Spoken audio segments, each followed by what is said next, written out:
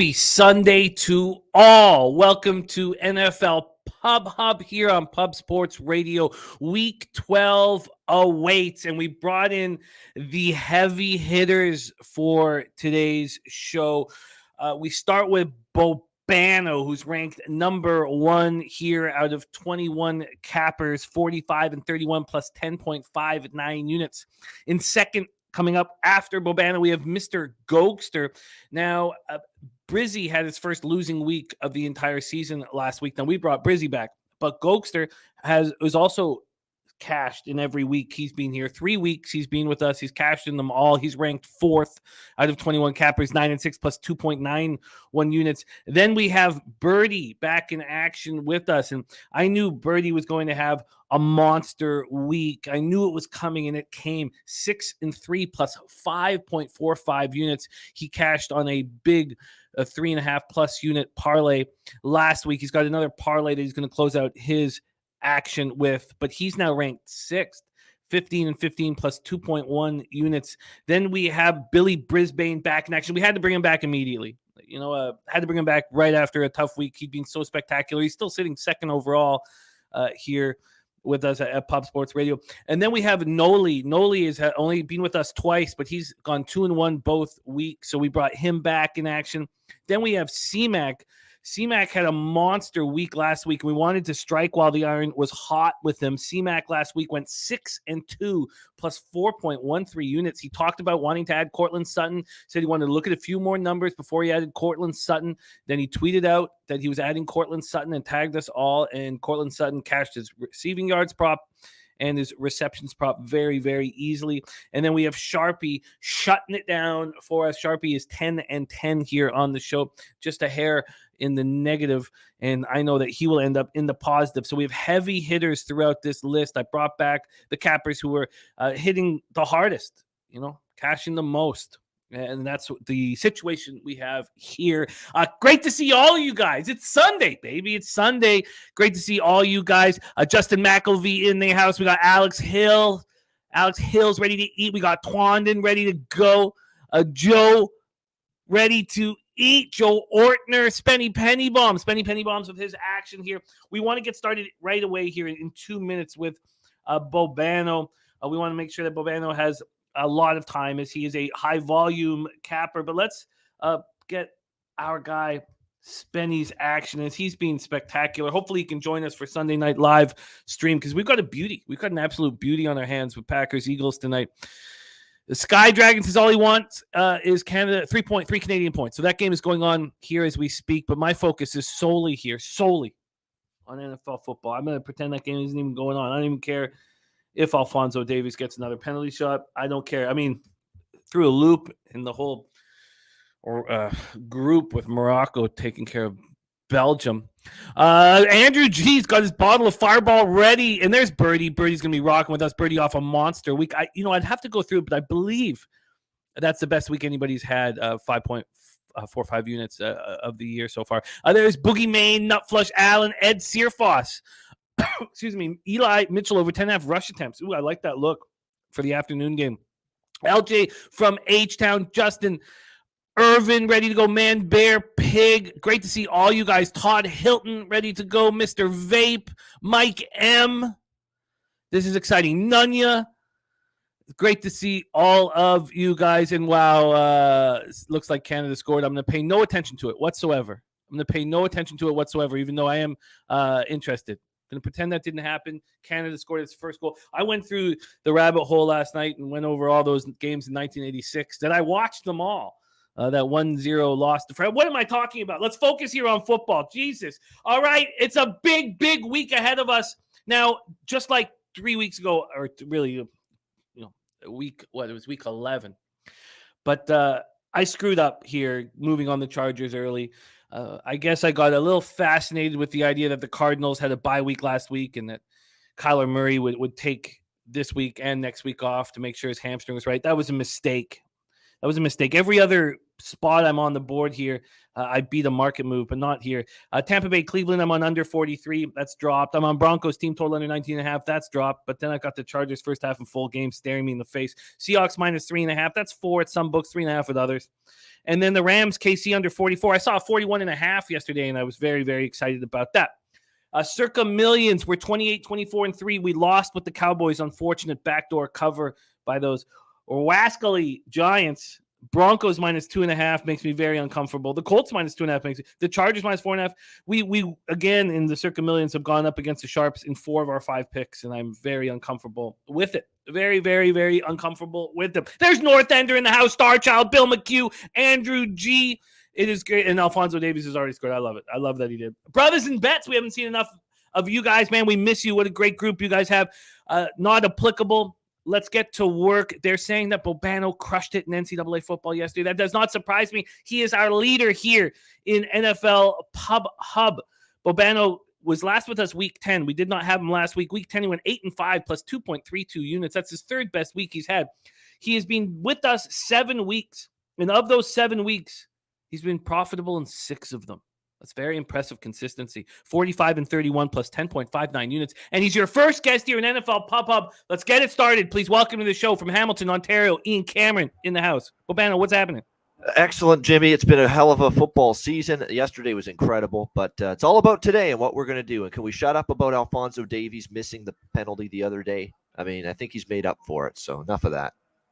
Let's get to work right now because you have plenty of games. I'll try to take control of the pace. You don't worry about a thing, just about cashing winners. You get started 1 p.m. Eastern. Cincinnati Bengals 6-4, 3-3 on the road at Tennessee Titans 7-3, 3-1 at home. We're at Nissan Stadium, Nashville, Tennessee. 54 Fahrenheit, cloudy, 17 miles per hour. So we know that Joe Mixon is out with a concussion, but there was times we thought Jamar Chase would be available. We no longer think that will be the case here, and the market is kind of explaining that. So it looks now we don't have that announced. Maybe you guys do, but we do not expect Jamar Chase in the lineup. For the Titans, Danico Autry, defensive lineman, out. That hurts them. Randy Bullock, it's possible that their kicker could come back. Jeffrey Simmons' ankle injury is questionable. So is Christian Fulton, but we expect them to be in the lineup. Hassan Haskins, hip injury. We expect him to be in the lineup as well. That is the situation. Line history-wise, this opened up with the Bengals -2. Bengals got up to -2.5. They're now -1, and that's at plus money. So that's telling us Jamar Chase will not be in the lineup. This total opened up at 43, -106 to the under. It's now -110. And then we had been dealing with all week the sharp action on the Bengals. There are 3 teams that Sports Insights has given full line value to. The Cincinnati Bengals, the Jacksonville Jaguars, and the New Orleans Saints. Cincinnati Bengals here with 43% of the tickets, 72% of the cash. And then 80% of the tickets on the over, but just 51% of the cash on the over. Maybe that is an angle that I should look at as this under is gaining some traction here in the marketplace. Take it away for us, Bobano. First game on the card, Bengals-Titans.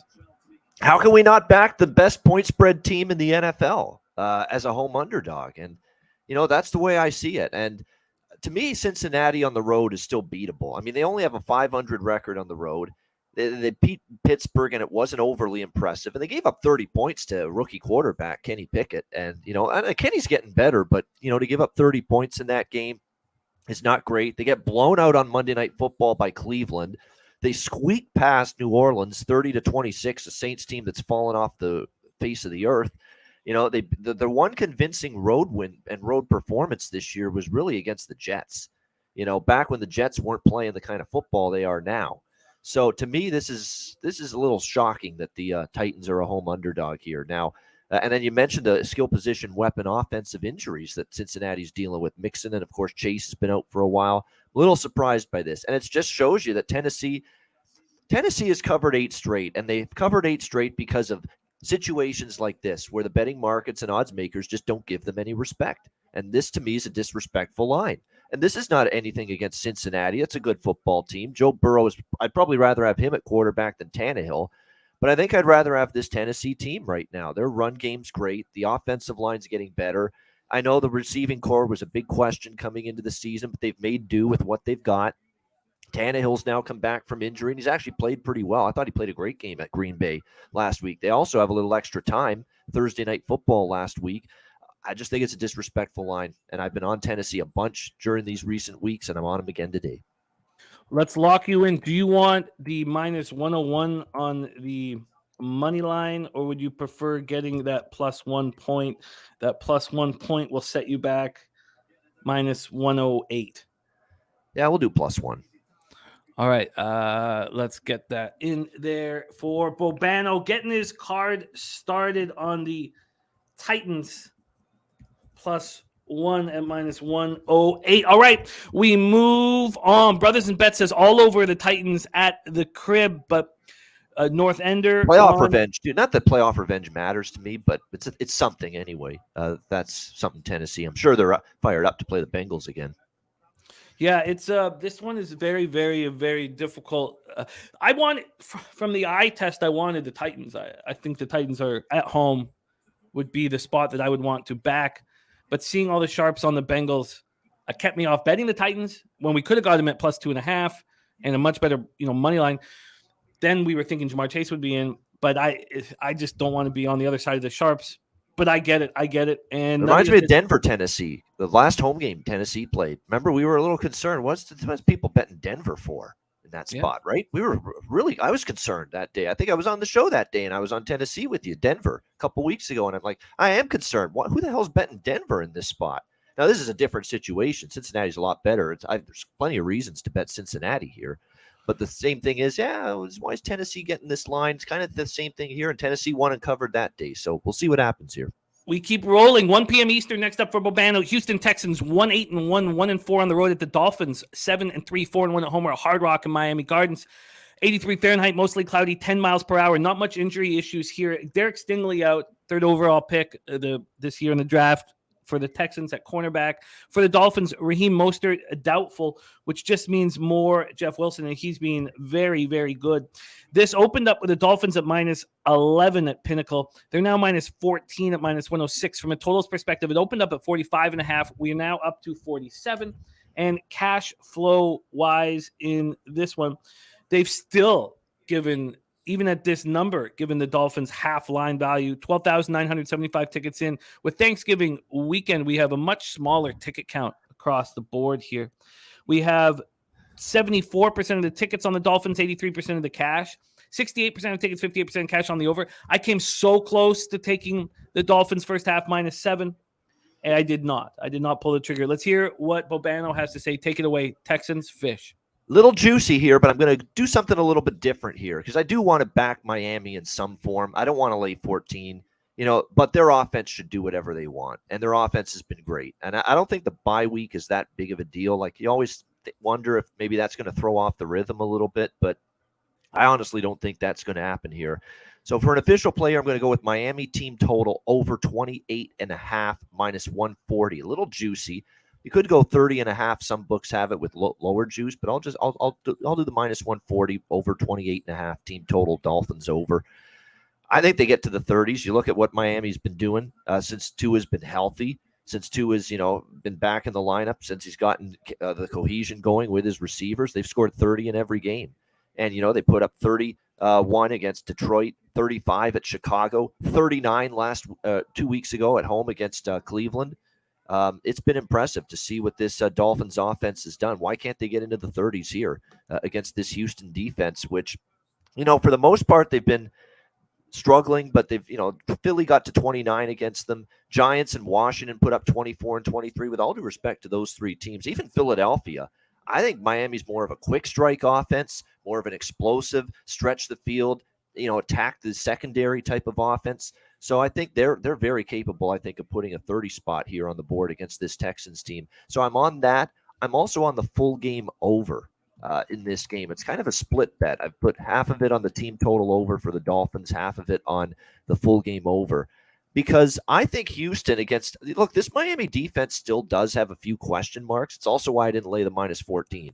because I still have a few questions. Miami's defense has been gashed a few times the last few weeks. And if you look at what we're seeing today in this game, people talking about the difference between Davis Mills and Kyle Allen, there is no difference, all right? There's not a huge difference, in my opinion. Kyle Allen's a functional, capable quarterback. He's come into he's come into situations before with Carolina, other teams, Washington, and started games in this league.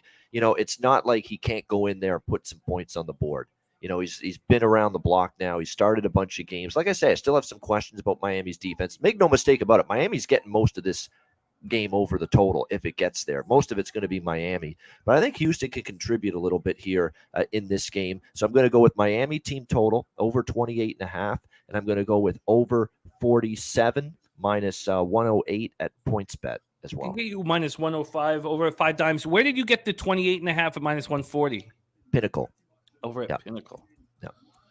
All right, let's roll on a couple spots there for Bobano. Next up, 1 p.m. Eastern, Atlanta Falcons 5-6, 1-4 on the road. Washington Commanders 6-5, 2-3 at home. We're at FedEx Field, Landover, Maryland. There are rain issues at a few different spots on the card, and we'll talk about them. This is one of them. 52 Fahrenheit rain, 8 miles per hour. Falcons are missing their DT Jalen Dalton with a toe injury, a defensive tackle for them. They have a few. He's doubtful. And then they have some issues with questionable offensive tackle Chuma Doga. We do think that he will be available. Caleb Huntley also with an ankle injury. We do think he will be available. The Commanders are missing 2 starters on defense. Cole Holcomb, the big one at linebacker, and then their cornerback Benjamin St. Juste. Wide receiver Dax Milne is out, but he's barely used. Logan Thomas is dealing with a rib injury, and we do not know at this point, unless you guys know, if Chase Young will be on the field for them. Let's take a look at the line history here in this one. Washington, Atlanta. We have this total opening up at 42, dropping to 40.5 from a point spread. It opened up at -3. It got up to -4.5. It was -4.5 at Pinnacle. It's back to -3.5. So that is the situation that we're dealing with. Let's just quickly look at the cash flow in this one. We have 10,894 tickets, 38% of tickets, 42% of cash on the Falcons, and then 73% tickets, 74% cash on the over. And yet the total is dropping. I just want to take a look at that total one more time to see if I may want to get involved on the under. Opened up at 43 at Pinnacles, all the way down to 40.5. And all that's happening is they're taking money on the over, and it's still at that number. Tells me that this is going to be a low-scoring game. Let's hear what Bobano has to say. Take it away, Atlanta, Washington. Yeah, I kind of lean to the under too. I mean, let's talk about Washington's defense a little bit. I mean, Washington is playing some defense now. I mean, they don't even have Chase Young back yet, and he's not going to be back today. And look what this defense has done. They've been blowing up the line of scrimmage constantly the last few weeks. They've been getting pressure on opposing quarterbacks. They've been stopping the run. I find their run defense has gotten better and better and better each week. They're all the way up to number 6 in the NFL in rushing yards per game allowed. This is a real good defense that's starting to develop here with Washington. This Atlanta team's had protection issues lately. That's concerning. The run game for Atlanta is the strength. They can run it, but, I don't think they're going to be able to easily run it here against this Washington run defense. And you make Marcus Mariota more of a one-dimensional, must throw the football through the air. He's not that same effective quarterback, in my opinion. And you look at all the quotes, whether it's Terry McLaurin, Jahan Dotson, the skill position weapons, the receivers of this Washington team. They're talking about Taylor Heineke like he's an angel sent to them from the heavens. Holy goodness. I mean, they're talking about him in such glowing terms about how he works so hard in practice. He has so much energy. He plays every play like it's his last play in the National Football League. That's the kind of stuff that goes a long way to bringing a team together, a guy that busts his tail, works his butt off.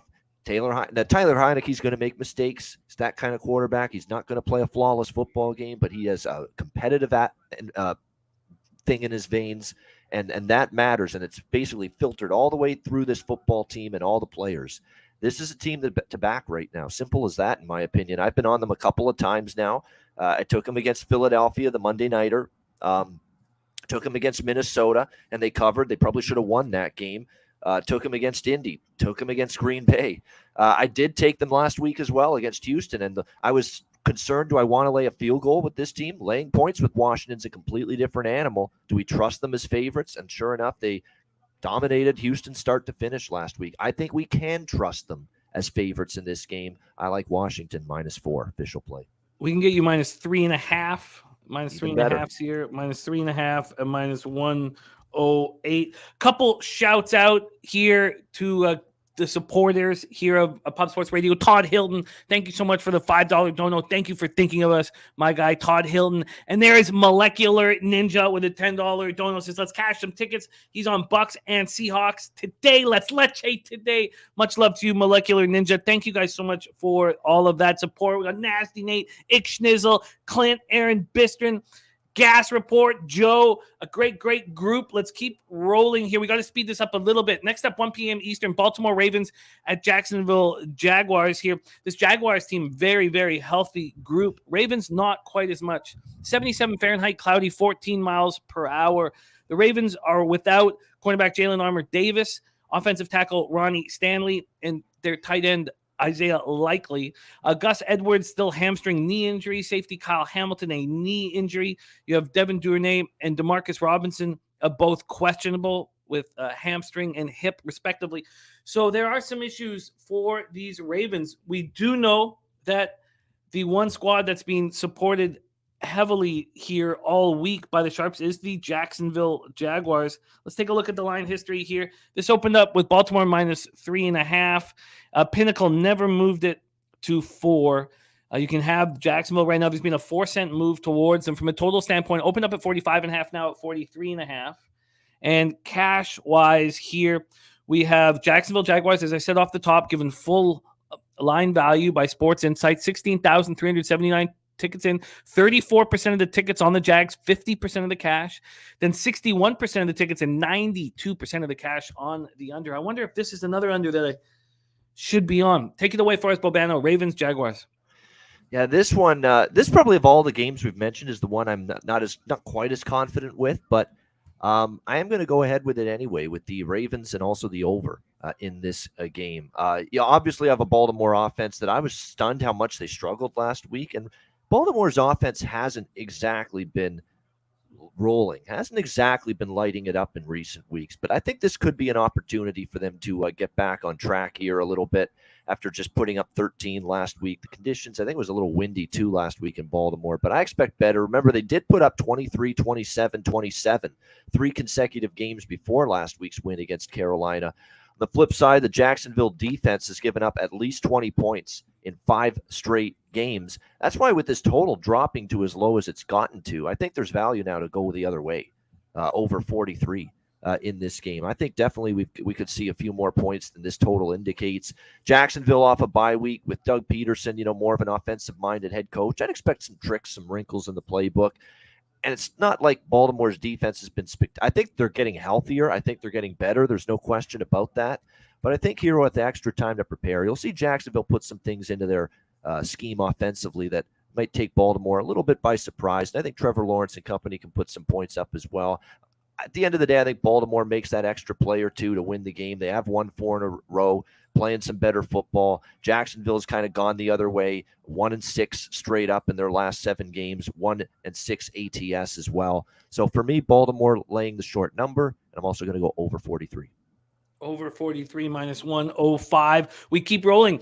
That is Bobano's 1 p.m. action. We move on to 4:05 p.m. Eastern. Los Angeles Chargers 5-5, 3-2 on the road at Arizona Cardinals 4-7, 1-5 at home. We're at State Farm Stadium in Glendale, Arizona. Mike Williams out with the ankle injury. Nazir Adderley, their safety, doubtful with a thumb injury. And then another cornerback, Michael Davis, knee is questionable. Cardinals are missing a lot of pieces. Zach Ertz with the knee injury. DJ Humphries, their offensive lineman, with a back injury. Rondale Moore still out with the groin injury. Cornerback Byron Murphy back. Safety Charles Washington chest out. Greg Dortch didn't practice all week. He's got a thumb injury. They still think he will play, but obviously that will hurt a receiver. And then who cares about Trace McSorley? So let's move to the line history. I made the mistake, and I made a mistake like this 2 weeks ago that cost me badly, thinking that Sam Ehlinger would stay at quarterback for the Colts when Jeff Saturday took over. I made the same mistake here. I thought Cardinals have a bye week next week. I don't know if they rush Kyler Murray back, or rush isn't the right word, or just play him, I guess not. But that blew up in my face. And now the Chargers have gone from 4.5 to 2.5. These are the types of spots that just anger me. I mean, part of our gambling is we gamble on injuries, and I did that here, and it's hurt me badly. So 4.5 to 2.5. The total's gone from 47.5 to 48.5. And the cards here have been, not taking there was actually more money on the when the spread was 4.5. The sharps were all over the cards. It's gone down to 2.5, and there's been a ton of buyback on the Chargers. It's a difficult thing to talk about, but even at this number, they have the Cardinals with half line value here at Sports Insight. 73% of the tickets, 71% of cash on the Chargers, 81% of tickets, 65% of cash on the over. Take it away for us, Bobano. We got to be tight here. Chargers, Cardinals. So I like the over for sure in this game, and I'm going to take that 48. I think it's going up, actually. It was 48 when I bet it. Let me see if there's – I don't think there are any 48s right now anymore that are available. It doesn't look like. It looks like it's gone to at least 48.5 everywhere. Yes, it has. So we'll do 48.5 minus 110 at Bet365.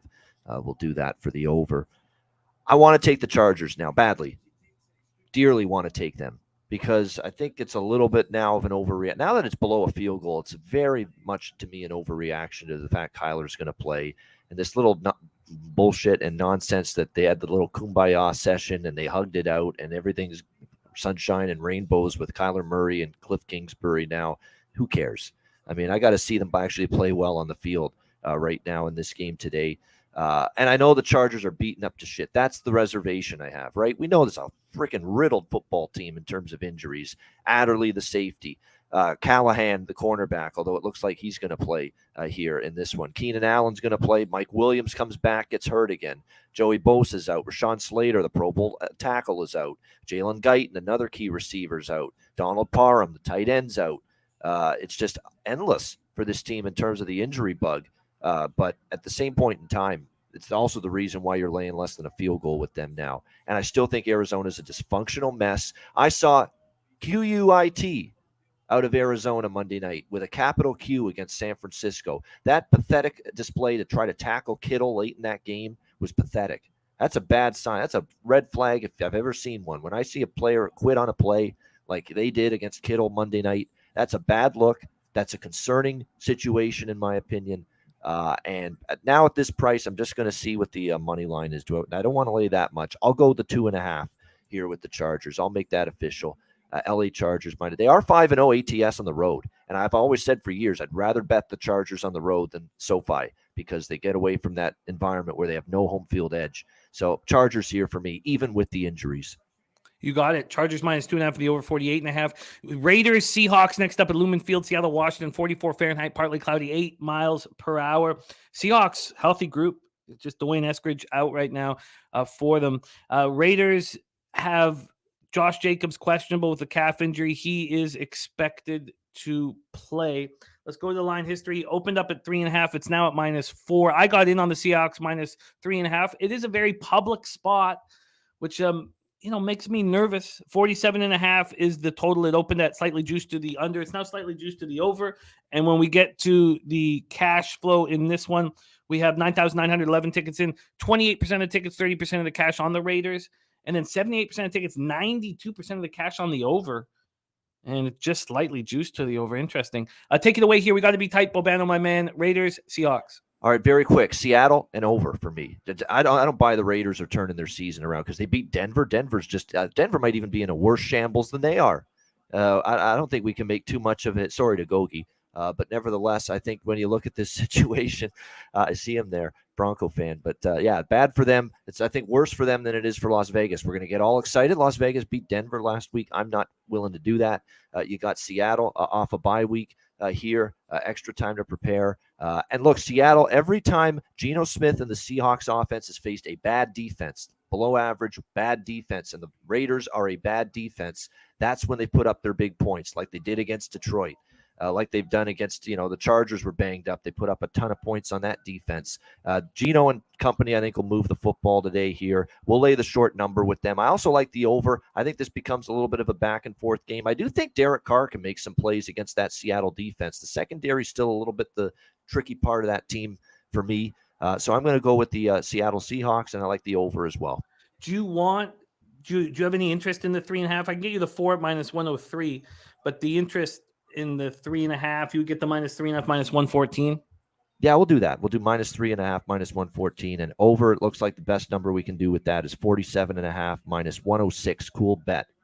Has it at that. All right, final game on your card here. New Orleans Saints at San Francisco 49ers, Levi Stadium, Santa Clara, California. We've seen sharp money on the Saints all week, and it surprises me to see it. And I believe that we're going to have a couple cappers on the Saints today here, but I'll wait to see. I have a feeling just because there's a ton of sharp money on them. They're still dealing with a ton of injuries. JT Gray, that doesn't hurt him as much at safety as it does losing Pete Werner. Peyton Turner, also ankle, is out, and we thought that Peyton Turner might be able to play here today. He can't. Marcus Davenport, calf muscle out. Cameron Jordan missed his first game in 12 years. The eye injury. He's questionable. He wants back in badly. Marshawn Lattimore, abdomen, questionable. Andrews Pete, triceps, questionable. Mark Ingram, knee, questionable. These are big pieces of the puzzle. Eric Armstead, doubtful for the Niners, but we knew that. And Deebo Samuel, questionable. Let's go to the line history here in this one. We have the spread opening up at -8, now -9.5. From a total standpoint, opened up at 42 and is now at 44. I got in the first half over 21.5 at -105 on Tuesday night, and I like where that is. I think I'm in business there, but this is tricky with the sharps being on the Niners. On the Saints. We have Saints being given full line value from Sports Insights. Listen to this: 48% of tickets and 84% of the cash on the Saints, and that's a lot.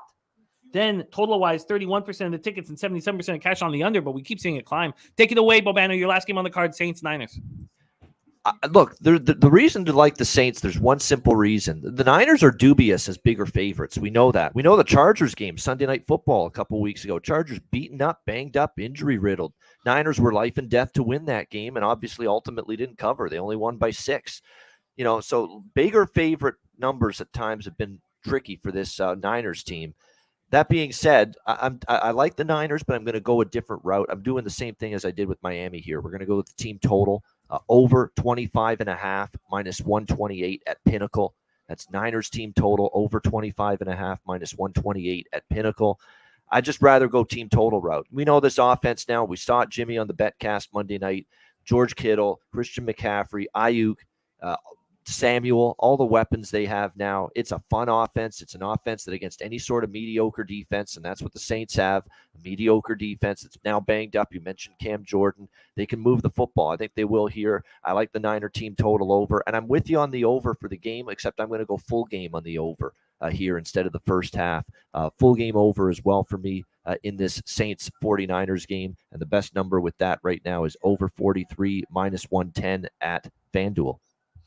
You got it, Bobano. What a season he's having, in all sorts of areas. But here with us on NFL Pub Hub, this will be his 8th week here. He's been in the black 6 of 7 weeks, currently ranked number 1 out of 21 cappers here, 45-31 plus 10.59 units. He's on the Titans +1 at -108. He's on the Dolphins team total over 28 at -140 and the over 47 in Houston, Miami. He's on Washington -3.5 at -108. The Ravens -3.5, -105 and the over 43 there. The Chargers -2.5 at -110 and the over 48.5 in Chargers Cards. Seahawks -3 and the over 47.5 in Raiders Seahawks. He's on the Niners team total over 25.5 and the over 43. Bobano, excellent work. Keep getting that cash, my man. A spectacular week you had this week across all sports. Keep it up. And everybody follow Bobano on Twitter at Bobano. And any last words for the Capper supporting the show? Just a great show. Good luck to all the guests, Birdie, Mr. Goldster, everyone else joining the show as guests. Good luck to everyone in the chat. Let's cash on this Sunday and make it a good one. There he is, Bobano. We go from Hamilton to the Belleville. We go to dirty Belleville to get this rolling. Your next guest has been with us on 3 weeks, week 2, week 5, week 9. He's been in the black all 3 weeks. He's ranked 4th out of 21 cappers here on NFL Pub Hub at 9 and 6 plus 2.91 units. Please welcome to the show, Mr. Goldster in the house. Goldster, how are you? Jimmy, what's going on, brother? Good to be on as always. Let's get right to it here. I got one game I'm really going to fire on. So, without further ado, good to be back as always. Look forward to hockey this week, brother. How you doing? I am doing great. You have one game that you're attacking in 3 different ways, and then you have a 5-team parlay. That's how that's how Goldster is getting paid here. Let's get right to work. You start with Ravens Jaguars. We already talked about the injury issues. Ravens dealing with injuries. Jaguars are not. We've talked about the line history. We've talked about it all. So why don't we just hear how you're getting paid in Ravens Jaguars? Take it away. All right, so this one here, we have Baltimore Jacksonville, and Baltimore here, they've low-key not been the greatest on the road here, Jim. They have won 4 in a row, but if you look at their wins here, they've won versus Carolina, at New Orleans, at Tampa Bay, versus Cleveland, at the Giants. Short and sweet here, guys. I might have an addition here, too, for you, Jim.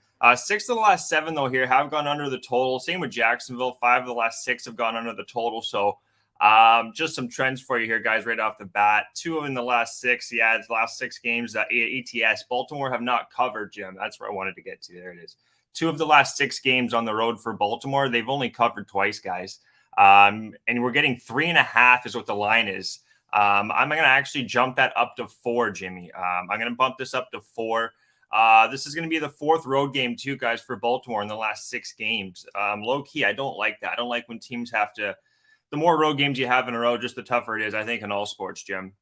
And you got a banged up team here that you don't have a lot of guys traveling with them. The tight end, I'm just seeing he's not going to be traveling with the team. Isaiah, likely he's out, downgraded out. They also have injuries, as you're talking about, with the cornerback, Armour Davis. He's out. Calling up, looks like Daryl Worley. He signed from the active practice squad, or from the practice squad to the active roster. So they've called him some guys from their practice squad here. You got a Jacksonville team too, Jimmy, that's coming off rest. They didn't play last week too, right? They've lost 6 of the last 7 straight up and ATS. 5 of the last 6 have gone under the total here. Jacksonville, though, they can score. It's just been their defense, Jim. They've allowed 20 plus, but you got a Baltimore team, also wide receiver here. What's his name here? Robinson. He's questionable, and he's their number 1. He's going to be going, but he's banged up along with the other backup, their second wide receiver in Baltimore, Jimmy. So Peters is questionable. You got Hamilton. Their safety's questionable. There's just too many injuries for Baltimore here, and you got a healthy Jacksonville team, Jim. I'm taking Jacksonville, guys, plus 4 here. That's going to be the first play, Jim, on the card, plus 4. I got that at minus 119. I'm taking it all the way up to plus 4 just in case, Baltimore could win this game. 2 of the last 6, like I said, guys, haven't covered. So that's going to be the first look, Jimmy. Next one's going to be Trevor Lawrence. I think he's going to have a game here, guys. Looking at Trevor Lawrence, against Kansas City, he was 259. Against Vegas, 235. Against the Giants, 310. Against my Broncos, only 133. With the banged up secondary too, Jimmy, I think we have a chance to take advantage of Lawrence here coming off the rest too. I think they've drawn up a nice scheme here against Baltimore. The over is going to be 2. I sent you out those picks, Jim. Do you want me to give the current line right now, or? Yeah, if you didn't tweet them out, then the current line would be best. Okay, so current line right now, guys, before the show is over 230.5 on Lawrence. That's minus 115. Also looking at what the quarterbacks have done against Baltimore. Andy Dalton had 210. Tom Brady 325. These are all on the road too, Jimmy. I want to let you know. Daniel Jones 173. Mac Jones had 321, and then Flacco all the way back. Joe Flacco had 307 against this team. So I think we're within. They have great receivers. Looking at the receivers, I'll get to now. You got Kirk, you got Jones, and you got one more receiver there slipping my mind. But I'm going to look at Marvin Jones here, Jimmy. I think this number's way too low for a guy that's gone 7 of his last games. He's gone over 33 plus yards, and 4 of the last 4 games at home. And Marvin Jones is at home, guys. He hits this over receiving yards. The receiving yards originally was 30.5. It's gone up to 32.5, Jim, but 30. He's gone over 33 plus 7 of his last 9 guys, and like I just said, 4 of the last 4 at home. So I think Marvin Jones is going to get a couple targets. Slot guy here should be able to take advantage of just this banged up secondary for Baltimore. And you got the rest factor for Jacksonville. I don't know about you guys, but I think I would be careful putting Baltimore on any tickets, Jim. I think Jacksonville's got a great shot here. So we got Marvin Jones over 32.5. We got Trevor Lawrence. We're going over 230.5. Jacksonville +4. And I even want to add one more, Jimmy. I don't know about you, but I'm thinking of adding a Jacksonville team total over 19.5. It's -122. Baltimore, looking at what they've allowed over 20 points 3 of their last 5. The ones they didn't was against New Orleans and the Jets. Excuse me, the Jets. So I think this is going to be a spot where you got a Jacksonville team, even with Travis Etienne. This guy's a sneaky, really good running back, guys. So they have a lot of weapons that I think are going to be able to take advantage of Baltimore here. Baltimore are going to have to keep up the points, and you got a real healthy Jacksonville team on all sides of the ball, Jim. So I'm going to take that over team total over 19.5 as well. So we got 4 picks to make some money here. Jags +4. We got you -109 at Pinnacle. Thank you for giving us the exact numbers that are available right now, which you've done in your player props. Trevor Lawrence over 230.5 passing yards, -115. Marvin Jones over 32.5 receiving yards. What's the juice on that one?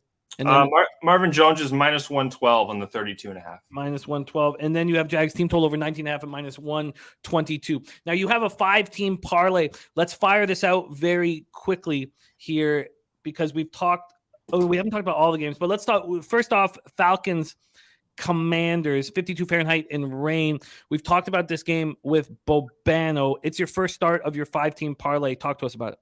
So with this one here, I was actually going to play a player prop in this game. I laid off. The number was a little high. It was 72.5. I didn't see the current line right now, but that's going to be on the running back for Washington.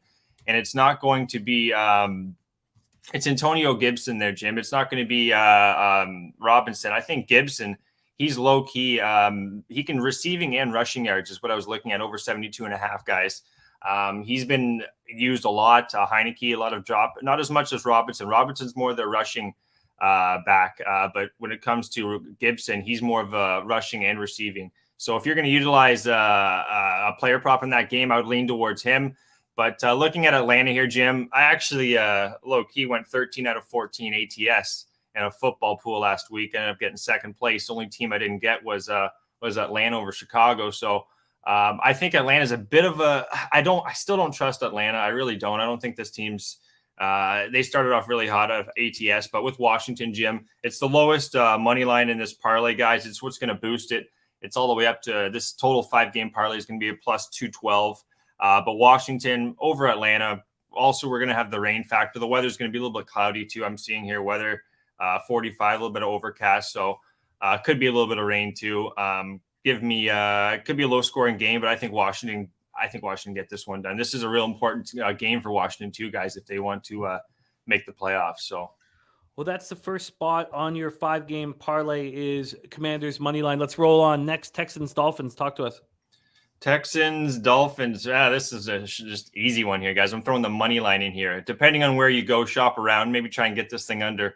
It's weird to say under minus like 1,000, but it's just to help the money line here. They're at home against a Houston team that I just don't think they have enough. Miami's going to figure out a way to get it done, both sides of the ball. Just give me Miami, Jim, short and sweet.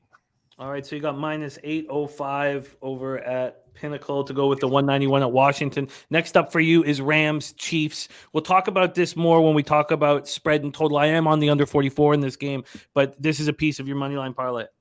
Yeah, again, all these money line parlays too, guys, they're all at home. This is just playoff teams versus pretty much teams that are looking at next year. The Rams are just between Kupp and Stafford, so this is you got on the other side of the ball. You guys all know the weapons with Kelsey and Mahomes. Just those two alone, I think can take down the Rams. Again, if you can get this, shop around for the best money line, but boost the money line parlay here. KC over the Rams shouldn't be much of a sweat for KC here. Saints 49ers, the next spot on this 5-game parlay. Talk to us. I've heard some of the line movement here in the show earlier, talking about how a lot of money's been on the Saints. I still think, again, San Fran finds a way to get this game done. Only worry would be as if Jimmy G just has an awful game and is throwing picks left, right, and center. And but even so, I think San Fran can scrape their way back here, Jimmy. Again, it's a home game. It's a big, important game with McCaffrey. He should have a day as well. Not going to think twice about this one. San Francisco money line. The final spot is the Eagles, and this is our Sunday night live stream. Be tight here. We got to move on to our next guest, but Eagles is the 5th spot. Talk to us about it. Yeah, it's to be good, and I'll be tuning in, Jim. Green Bay, I love you, Razor. Yeah, it's my dad's team too, but this team's just a hurting unit, up and down, just as bad as my Broncos. Again, with that Broncos game, guys, stay off that one. Philadelphia, they just barely won 2 against Indy last game, Jimmy, 17-16, lost against Washington. This is I wouldn't say a get-right game, but even if you take the 6.5, I did it on our contest there at Pub Sports Radio. I got the 6 or -7, I think it is. Philadelphia, I don't think they should have any troubles here. Team total over on Philly. I think they take out some anger here on Green Bay. So let's review our Mr. Goldster's action. He's been with us 3 different weeks, being in the black, all 3, currently ranked number 4 of 21 cappers we've had on the show. He is all over the Jags game. He's on the Jags +4 at -109. Trevor Lawrence over 239 passing yards at -115. Marvin Jones over 32.5 receiving yards, -112. And the Jags team total over 19.5, -122. Then he has a 5-team parlay that comes out right now at Pinnacle +215. It's the Commanders -191, the Dolphins -805, Rams -1,084, Niners -399, and Eagles -287. Mr. Goldster, spectacular work. Follow our guy, Mr. Goldster, on Twitter at ego47_. Any final words before we get to making money, Mr. Goldster? Well, I think we got a nice one here in the Jacksonville game, Jimmy. My Broncos, I don't know about you. I hope you don't have any money on them today, Jim. This is, I think, a stay-off game all over the place. Look forward to capping hockey with you, Jim. Everything, all the above, buddy. Look forward to capping with you. It's always a treat. Everyone in the chat there, get after it. It's Sunday football. Enjoy all the time with the fam, everything it may be. We'll be back. What is it, Thursday this week, Jim? Yes, we'll be back in action on Thursday, my friend. All right, buddy. Be good. Take care, guys. There he is, Mr. Goldster.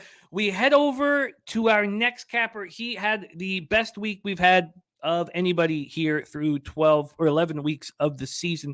He cashed on a big +345 parlay himself, 3-team parlay. He's got another one for us today. He went 6-3 last week, plus 5.45 units, which climbs him into 6th place of 21 cappers here on NFL Pub Hub. He's 15-15 plus 2.1 units, and we wanted to bring him right back. Strike while the iron is hot. Please welcome from Kingston, Ontario, we have Birdie in the house. Birdie, how are you? I'm very well, sir. How are you? Ready to attack this card? I am excellent. I love having you right back in action after a spectacular week 11. Let's get to work, Birdie. You start with Falcons, Commanders, FedEx Field, 52 Fahrenheit rain. We've talked about the line history in this spot already, and the total is dropping. It's a mistake that I'm not on this under. It's even dropped another half point, and maybe it's getting too low. I'm surprised that I didn't want to be involved in this one with Atlanta focusing on their running game. Washington, with such a stout run defense. I guess what kind of messed with me was the fact that there was some sharp money on Atlanta. Now it's come back, but 38% of tickets, 42% of cash on Atlanta, and then 76% of tickets, 73% of cash on the over, and they keep dropping it. I mean, that's just screaming that the under's in play, but I guess I missed it at this point, dropping maybe too low. Take it away for us, Birdie. Falcons, Commanders. I'm going to take the Falcons here. Can I get +4 right now? I'll take it. If not, 3.5 is fine. This is just going to be a competitive football game. All season, people have played down the Falcons, and they've been competitive in every game they played. I said it last week. Arthur Smith is a hell of a football coach coming out of Vrabel's system.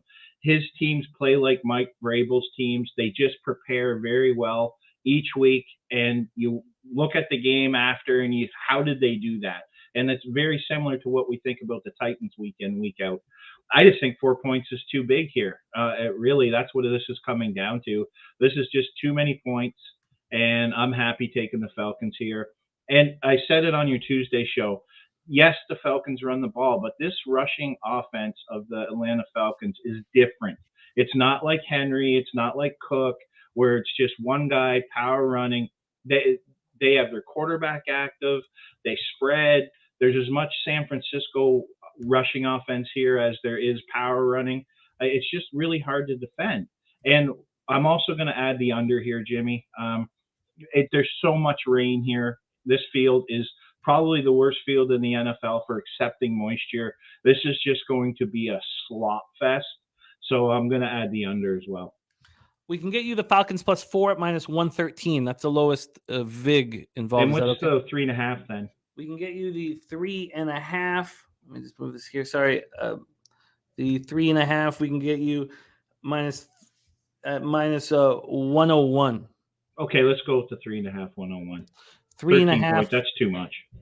3.5 at -101.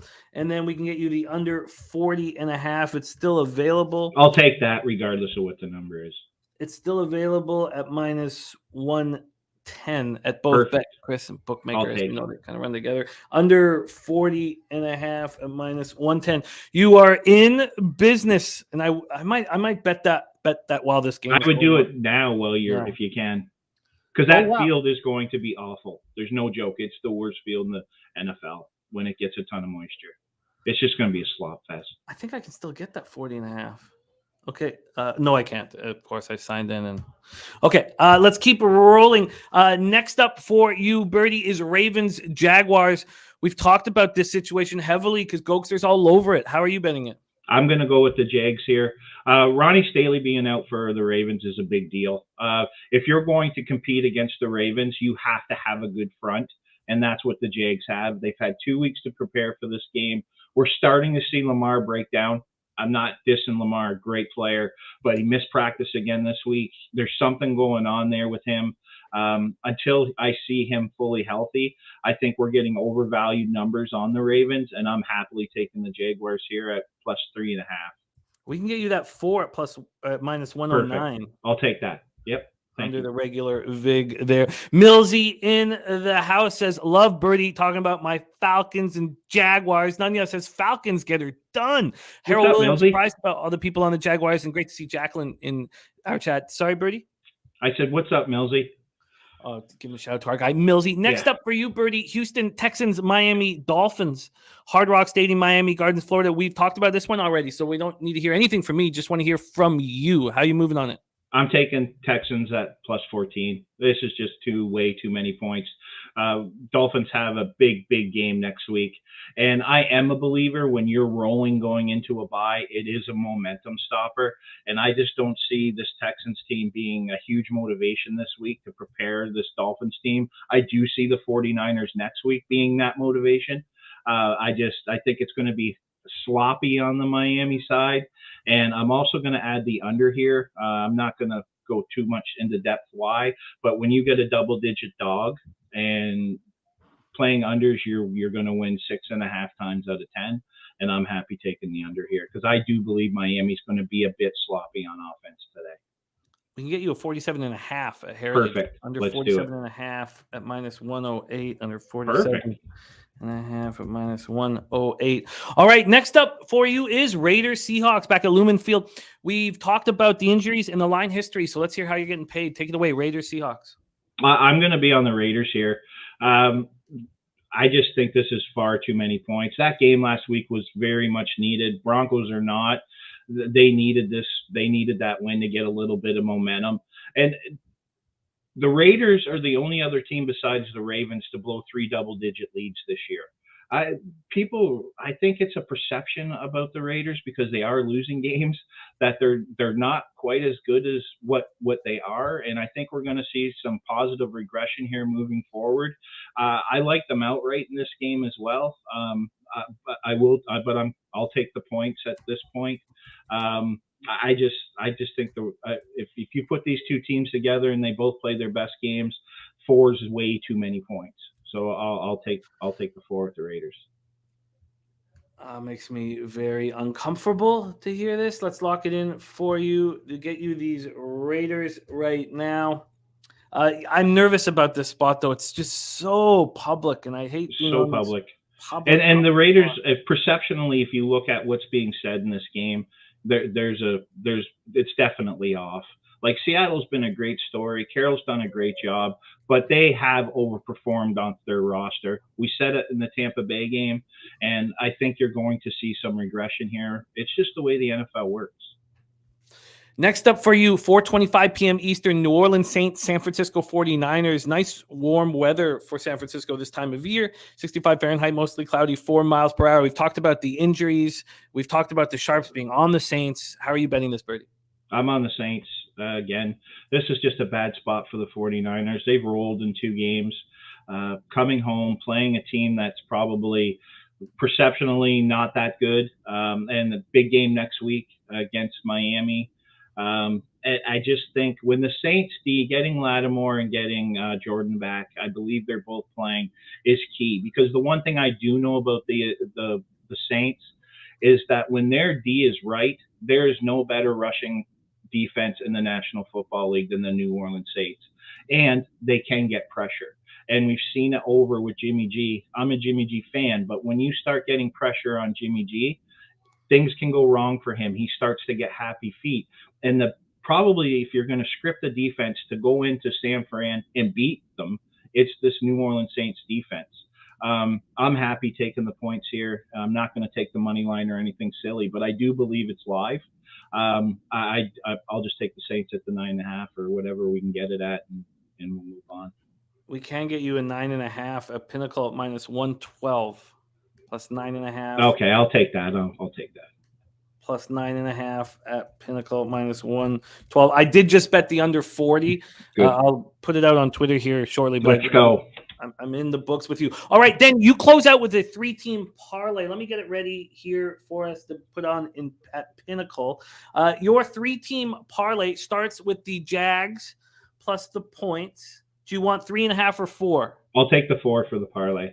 Okay, so let's just move in here quickly and give you the 4, because the 3.5 now is at even money. The 4 is at -120. That's okay. I'll take the 4 for the parlay. Wow, that just moved. So the 3.5 is actually now -110. Okay. Okay, so there you have that there, and then the next spot on your parlay is the Saints. Sorry, and we just got you that 9.5 here at Pinnacle. Let's just ensure that is not a stale line here. Move over to the Saints for round 2, second spot on your parlay. Mm-hmm. And here we go. Yeah, so plus 9.5, -112. There you go. And the third part of your parlay is a spot we haven't talked about yet today, and I really want to. Tampa Bay Buccaneers. I'm on the under 43 at Cleveland Browns, First Energy Stadium in Cleveland, Ohio. Bucks money line. I love it, but I want you to talk a little deeper into it Okay. here. 53 Fahrenheit shower. We haven't got the chance to talk about this game yet. 53 Fahrenheit showers, 13 miles per hour. Fournette out, Gage out, Gedeke out. Vita Vea questionable. For the Browns, it's just Greg Newsome who's concussed, and he is out. So Njoku, he was on the injury report. Wyatt Teller, they were all full participants in practice. They will be good to go. And Vea, was limited Friday, so he will be out there. Let's just take a quick look at the line history for this one. We have here, this opened up. Wow, are we back to 3s? We're back to 3s, depending on where you shop. -3, -110. The Bucks opened at. You could have got a 3 this morning at regular juice, but there's been a 6-cent move since then. From a total perspective, opened up at 44, now at 42. I got in at 43. From a cash flow situation, we've seen sharps on the Browns, but there was starting to be buyback on the Bucks here. And you have the Browns 33% of the tickets, 48% of the cash. So the sharps on them, 58% of tickets, 76% cash on the under. Take it away for us, Birdie. Yeah, so to be clear, that money line's the Tampa Bay. It's with the Bucks money line, not the spread. Yeah. I do lean the spread with the Browns, to be honest. If I have to bet this game on the spread, I have to bet it on the Browns until the Bucks can show that they can run the football and get some sort of offense in the middle of their field. I couldn't on the road bet them to cover a number. I do think no one's talking about this, and I tried to mention it on the Tuesday show. Giovanni Bernard coming back for the Bucks is going to be a lift for them in the run game. He not only can run the football, but he can catch the football, and he may end up being that slot presence that they're lacking. So betting against the Bucks coming out of a bye, can't do it. Betting them on the road to cover points, can't do it. So I'm going to just take the money line here and believe Tom Brady in a very big game. They have to win this game. Atlanta's not that far behind. If Atlanta can win this game, the Bucks are in a fight to even make the playoffs. So I love this week's slate for football games. There's going to be so many competitive games with so many big playoff storylines, and this is one of them. This is a huge game for the Bucks. So I'm just gonna. That's where I'm at on it. I would take the Browns for the spread. I take the Bucks on the money line. But I do want to add something before I go. Okay. Sure. I'm going to add the Cardinals money line, and I'm going to add another parlay: Cardinals money line and the Raiders money line. This is the parlay? Yeah, the second parlay would be the Cardinals money line and the Raiders money line. All right, let's grab that. By the way, so that parlay he gave out: Jags +4, Saints +9.5, Bucks money line +453. Perfect. And then we are going to go over here and I'll just talk because I want to get this out about the Cards because it needs to be said. I've heard a big storyline about last week they were quitting. They played in altitude over 7,000 feet, didn't practice in it. When all that stuff happened in the second half with the Cards, they were exhausted. You can't go to altitude and not prepare for it. We saw it. The 49ers went to Colorado for a week. They came in. They were prepared for the altitude as best they could. The Cardinals weren't. The Cardinals are playing a team that on defense is decimated. On defense, they've played so many snaps in the last 3 weeks because their offense has been so injured and inept. This is just a ridiculously great spot for the Cards. Off perception that they have quit. And then if you look at this week and you're reading the information, the Murray and the coach have sat down, they've communicated, they're figuring out a path to move forward together, which is another positive piece. The Cardinals are a solid play today. They're a very solid play. I missed it till this morning, and I'm sorry I didn't add it, but you learn information and you read information as the week goes on. And to me, the Cardinals money line is the best bet of the week. You got Cardinals money line at +127 combined with the Raiders money line at +175. That gives you a +524 parlay. All right, let's hit it.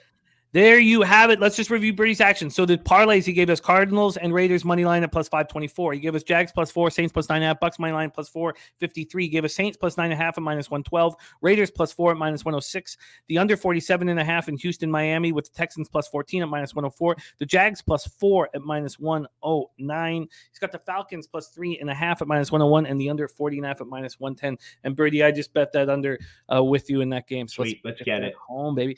Birdie, spectacular work. You're coming into your own here. We love having you on the show off the biggest week that we've had this year at Pub Sports Radio. Pub Hub, week 11, he went 6-3 plus 5.45 units, firing into 6th place right now. And another big week will get you into the top 5. Birdie, thank you for sharing your hard work with us. Have a great afternoon and get that cash. Follow our guy on Twitter at Birdie_bets. Birdie, any last words for the Cappers supporting the show? I love this chat. Slatsy, Turnsy, Bergu, you guys are all beauties. I love being here. As I said, this is where I started. That chat on this show is the best sports gambling chat there is anywhere. There are so many sharp people. And I love you, mister. Let's have a week. I love you too, Birdie. There he is, Birdie in the house. I told you, heavy hitters on this show. And that's why we, keep all the records. That's a big part of it. And your next guest has been in first most of the year. He had a 6-week winning streak here on our show that fell off last week. And I knew that I had to bring him back right away because he, is being so spectacular. Bring him back right away. Overall, 16-8 plus 8.76 units coming to us from South Jersey. Please welcome Billy Brisbane to the show. Brizzy, how are you? I'm doing good. Let's get to this cash, man. Let's get to this cash. I can't wait to see how you rock. I love watching you bounce back. And you haven't had to bounce back because you went 6 weeks of glory before last week. Houston Texans, Miami Dolphins, Hard Rock, warm, very light injuries. You have Stingley out for the Texans, Mostert out for the Dolphins. How you getting paid here, Brizzy, my man? Yeah, we're going to just keep it simple here. Jeff Wilson over 82.5 rushing yards. This is just a great matchup against the Houston Texans. This is the worst rushing defense in the whole entire league. Raheem Mostert's been dealing with injuries this week. Wilson's probably going to have the backfield to himself. I think he's going to go off this week. He had 170 yards throughout his first couple of weeks and 2 touchdowns, 45 receiving yards. Throughout his first couple of weeks here for the Miami Dolphins. So I think you should keep the good times rolling here. Wilson over 82.5 rush yards. What was the juice with that? -115. Bet through 65. Minus 115. What Kenny V saying will make Birdie feel good about his action. And Kenny's saying, I've lived in Miami my entire life, and these are the types of games we lose. It's like a curse. They're looking too good. Sad to say. I like it. And also, Spenny Pennybomb's taking Wilson to the next level, saying Wilson 2 touchdowns today. Wilson 2 touchdown look for Spenny Penny. Let's move on to the next spot for you, and it is the Raiders-Seahawks game we've been speaking of. Notice that player props for Brizzy, there's rain all over North America. No rain in any of Brizzy's games. He's got quality control here. Raiders-Seahawks, what's your spot here? I like DK Metcalf, anytime touchdown here. This is a really good spot for him. The Raiders run zone coverage, the 6th most in the NFL, something that Geno Smith has been better at this year. And a league-high 11 passing touchdowns have gone to the wide receiver position to the end zone for Geno Smith. I think DK Metcalf is going to have a good game here. His rates have been going up a lot of recent. So Geno Smith is going to be, DK Metcalf is going to be the anytime touchdown prop here for me. Anytime touchdown, what are you getting for that? Plus 125. Plus 125 for DK Metcalf. We move on. The final spot on the board for Brizzy is Rams Chiefs at Arrowhead Stadium, 46 Fahrenheit, cloudy, 11 miles per hour. We haven't dived deep into this game, and this gives us a chance to do it. MetLife Stadium. Oh, sorry. Well, that's Noli's first game. Sorry. Arrowhead Stadium, Kansas City, Missouri, 46 Fahrenheit, cloudy, 11 miles per hour. Stafford out. And there's been questions about who will be at quarterback between Wolford and Perkins, and we think it's going to be Perkins. I mean, things can change. Brian Allen, their center, out with a thumb injury that hurts them so badly. Linebacker Trayvon Howard, hip out. You have Higbee, who is dealing with a knee injury. He's questionable. Another center, with you have Brian Allen, another center, Matt Skura, is dealing with a knee injury. He's questionable. Allen Robinson, ankle, questionable. For the Chiefs, Kadarius Toney is out with the hamstring injury. Their guard, Joe Thuney, safety, Juan Thornhill, and their cornerback, Chris Lamont's concussion are all questionable, but are expected to be in the lineup. Let's take a look at the line history. Again, I did move on the under in this game, and I did it really confidently. The Chiefs opened up at Pinnacle minus 15. They're now minus 16 or 16.5. That's 16.5 is at plus money. And this total is at 42.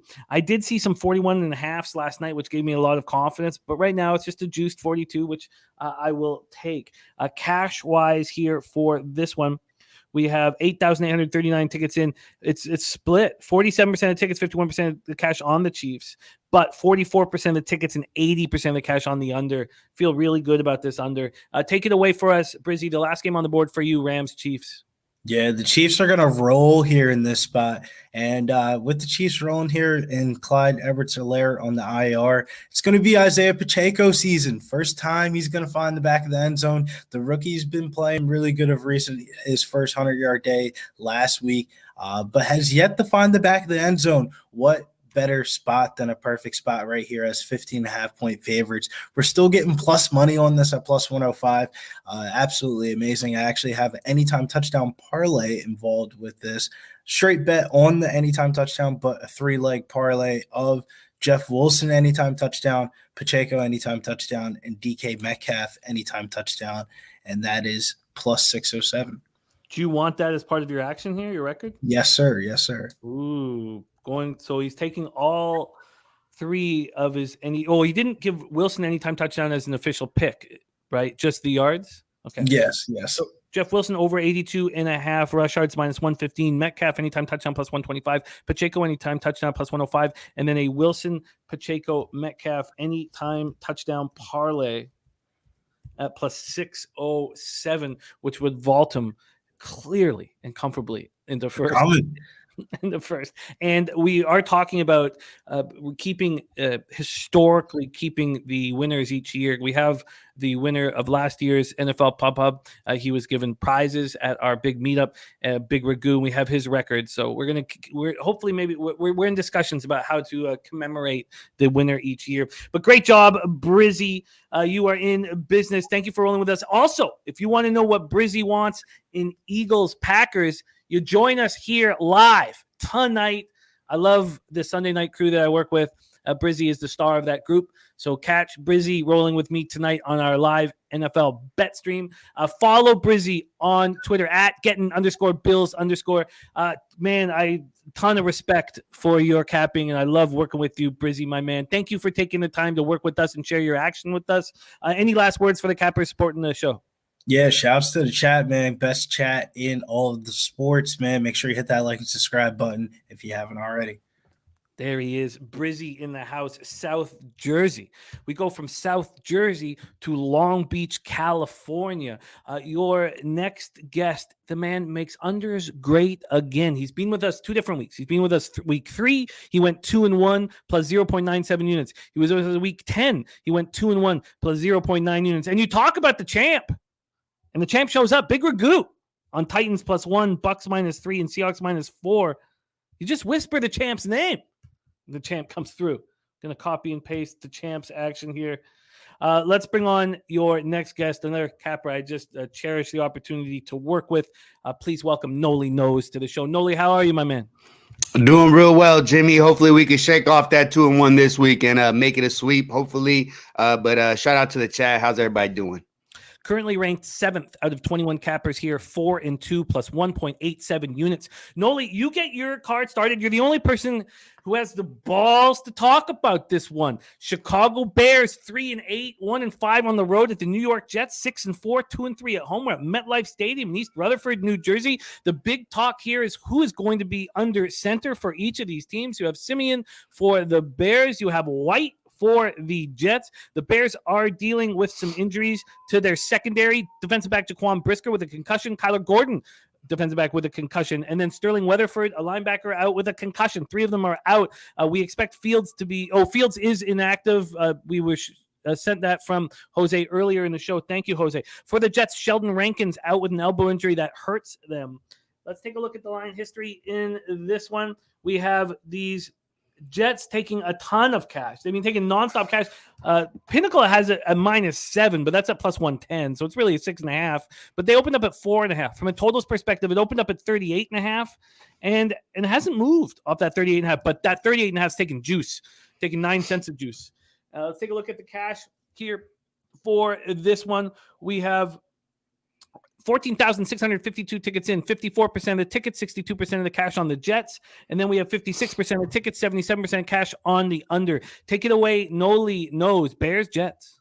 Yeah, I mean, I think it was clear that Fields wasn't going to go. You got torn ligaments in your shoulder. Quite a different story than you see with Allen. Allen's got some in his elbow. So you run the ball, you're going to dip that shoulder. That's going to be a huge problem.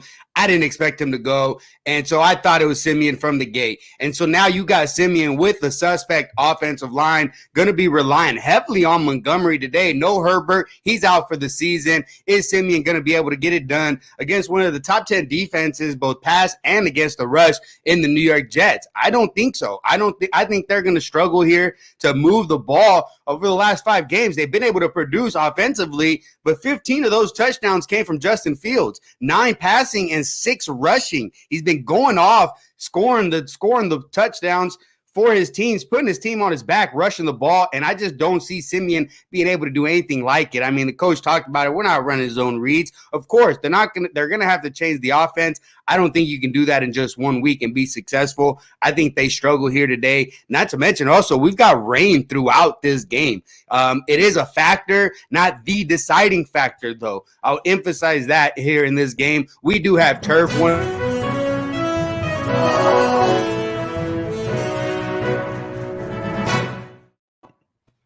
Trevor Simeon out, oblique injury during warmups. Nathan Peterman getting the start for the Chicago Bears. Oh my gosh. I'm hammering the Jets now. Hammering the Jets. Nate Peterman, this is only the 3rd time we've had this opportunity. I didn't waste the first 2. I'm damn sure not wasting this one. Wow, it's just moved to 7 at all books here. I can still get in at 7 at -115. Oh, man. But I still like the under. Well, I'm already in regardless. It's not like a pitching change was made. So I'm in there. I'm locked in regardless. And even worse offense now. And so what are you going to do with the Chicago Bears? You're going to have to run the clock. You can't put it in his hands to try to throw the ball. If he does throw the ball, he's going to throw it short. The other side I do want to mention for White, a big target for White last year was Carter out of the backfield. Guy likes to dunk it out of the backfield. In 4 games, 29 targets to the running back. He likes to go to him a lot, maybe looking at him at some props. And Davis, wide receiver Davis, looked at him quite a bit the last 2 games. I believe it was 12 targets over the last 2 games. So those 2 guys maybe for some fantasy, but I like the under here. I like it quite a bit. All right, I just bet it. Oh, I just bet the Jets. But let's not. I'll be on the Jets as well for sure. Nate Peterman, like I said, I'm not passing that opportunity. Okay, so let's get you the under. Do you want the 38? Oh God, it just 38, 105, 37 and a halves are now on the board. 38 and minus 105 for Noli. So under 38 and minus 105. And then the Jets, I'll give you at least what I just bet, but we can get you the -7 at minus 105. That's available at Bovada. Jets -7 at minus 105. Carter just heard that Peterman's going to be under center and just started sobbing. That's what's happening out there. Texans, Dolphins here, 83 Fahrenheit, mostly cloudy, 10 miles per hour. Take it away. We've heard Birdie talk about this spot. What's your look? Here we go. Another quarterback here. Quarterback change to Kyle Allen. What are we going to expect out of him? Not a whole lot. This is another team that really just doesn't have a lot of weapons. They've got a solid running back in the rookie, but their weapons are limited. And Cooks being their number 1 guy, he's had issues in the locker room ever since he wanted to be traded and didn't. And so they just haven't even looked at him in the same way. I see Lovie Smith on the sideline. He just seems to be content. He's got better weed than Sharpie, I think, because he's so careless out there, man. He's just like, hey, how's it going? And you're getting pounded, and he just doesn't seem to care. So I don't think the organization cares to win here, and I just don't see the offense moving a whole lot. But the defense has played pretty well. They have a defense that sits right about the middle of the pack. When we talk about red zone percentages, against the pass, against the rush. So a defense with the Houston Texans that's been better, significantly better than people think. With the Dolphins, I understand they like to move the ball, and they can move the ball. I'm not going to say that Tyreek Hill doesn't get his and Waddle doesn't get his, but when you got a total at 47, I feel you got to get both teams involved, and I don't see that here today with the Texans. I think they struggle offensively. I think they've inflated the number based on the Miami Dolphins past games. I think there's value there, at least 3 points. So I had to take that under. You're on mute, my guy. Thank you. Birdie also on that under as well. He gave out the Texans plus 14 minus 104 and the under 47.5 minus 108. Let's see if that under 47.5 is still available. It is, and it is at minus 108 at Heritage and 5 dimes. So you are locked in there, Noli. The under 47.5 and minus 108. Oh, this is so much fun, man. I've added 2 bets here while we're doing the show, and I added this one, Noli, that you were about to talk about. 1 p.m. Eastern, Atlanta Falcons 5-6, 1-4 on the road. Washington Commanders 6-5, 2-3 at home at FedEx Field in Landover, Maryland. Take it away for us. What's your plan of attack? I don't know. I got distracted. It looks like the soccer game. Guy's got like a tampon in his nose. But anyways, sorry about that. Falcons Commanders, interesting game here. And this is like an equation that I've come up with. It's taken lots of years and lots of tweaking. No, not that deep, but it's pretty simple. Rain plus Bermuda grass equals under. And that's just plain and simple. This game's going to get ugly. We've got rain to moderate to heavy rain throughout the middle of the game. You got a field that's going to get eaten up. One of the rare fields at FedEx Field that has grass, Bermuda grass, that loves to get eaten up by the rain. And so as the game progresses, the game's going to get worse. And not to mention the style of play that the Commanders play with. Over the last 2 weeks, they've ran the ball 89 times. That's insane. So you know what they're looking to do, albeit that's with the lead. But can we say that they're not going to get a lead here? If they get a lead, this is an easy under for sure. But I still think that both offense are going to struggle here. Remember, rain plus Bermuda grass equals under. That's a shirt we need to make. We need that Noli Knows shirt. Jose, can you please take note of that shirt? Noli, I have a question here, and I know we have CMAC on deck ready to fire, but I'm close, and I'm thinking about this Bengals Titans under. I'm sure that you looked at the game. What do you think of the spot, and do you think that a trigger should be pulled by me, or I should be hesitant? Very quickly, just for line history, notice here, this opened up at 43 and is now at 42.5. And when I take a look at the cash flow here in this one, we have 58% of the tickets and 76% of cash on the under. Why is it not on your card? And do you think do you like it? I do like that. I actually took that off to put the Commanders game in. Just like the Commanders game. I like that one a lot. Probably drop double on that one. But here on this one, I'm a little undecided still, but I think I will be making a move, especially when I see Joe Mixon out. I expected the Bengals to struggle to run the ball, making them one-dimensional. And without Chase out there, you've seen Burrow struggle. And so now you've got no top running back. You know what the Tennessee Titans like to do. They like to run the ball. Are they going to be able to do that against the Bengals? I think so. I stayed off of it. The lack of defense the Bengals have shown a little bit, but I think Tennessee Titans roll. I think that's more so the look. I think this is a long game for the Cincinnati Bengals. I think I like the Titans more as a side. My uncomfort in this spot is, what if the Bengals can't stop the Titans and force the Bengals to take risks offensively? Is that sort of what is, because you talked about the Bengals defense being weak enough? Is that? Yeah, I think that defense is suspect. And so I think Tennessee gets theirs and their offense is going to struggle. And like you said, if they're down, he'll get his yards. You know, he'll start getting some yardage there late, and do you get some late touchdowns? So like I said, eventually I ended up staying off. The 42 seemed a little low with the Cincinnati Bengals, the way they've been playing or not playing D, and that's why I stayed off. Yeah, that's okay. I don't need to push it now because I've now got 9 bets here, so I'm okay with it. I'm okay with this. All great stuff from Noli Knows. Let's review Noli's action. He's on the under 38 at -105 in Bears Jets. He's on the Jets -7 at -105. He's on the under 47.5 at -108. He's on the under 40.5 at -111. Harold Williams says, I was leaning Bengals early in the week. No longer a bet for me. I mean, I'm off the game, but I'm using Bengals in some contests, not in the one we have here. But yeah, Nilo says we have to have a drink before Christmas. He used a fresh bottle of Kraken for me. That's all you had to say, Nilo. That's all you had to say. Noli Knows, love you, man. I love working with you. You've been so good, for so long. So just thank you for making the time to work with us and run with us. Also, if you're ever available for our live streams, we love having you hang with you. So let us know. Follow Noli on Twitter at Noli Knows, and he's going for his 3rd consecutive glorious week here on NFL Pub Hub. Noli, any last words for the Capper supporting the show? Man, let's make it a sweep, man. But bet those unders, and thanks for tuning in, and always thanks for having me, and thanks to you, Pub Sports. There he is. Noli Knows. Next up for us, we have CMAC in the house. Craig Wood listing off Bermuda grass outdoor stadiums for us. As part of Noli's new T-shirt that will be coming out here. Let me just let me get that as well. Noli Knows Bermuda grass and rain equals unders.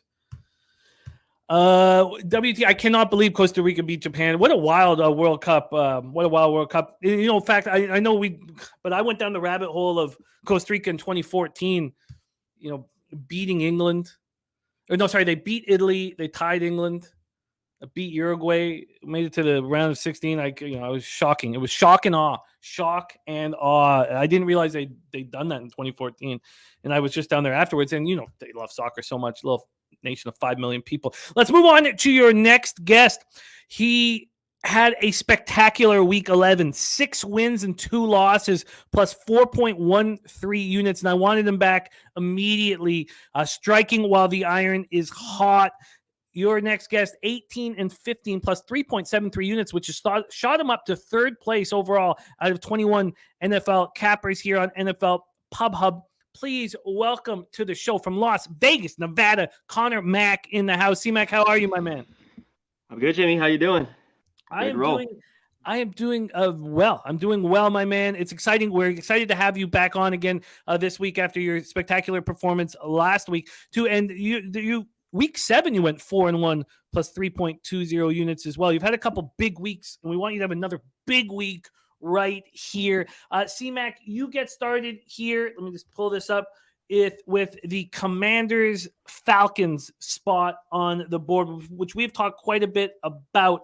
So they don't need to hear from me anymore. We want to hear from you. How are you getting paid in Commanders Falcons?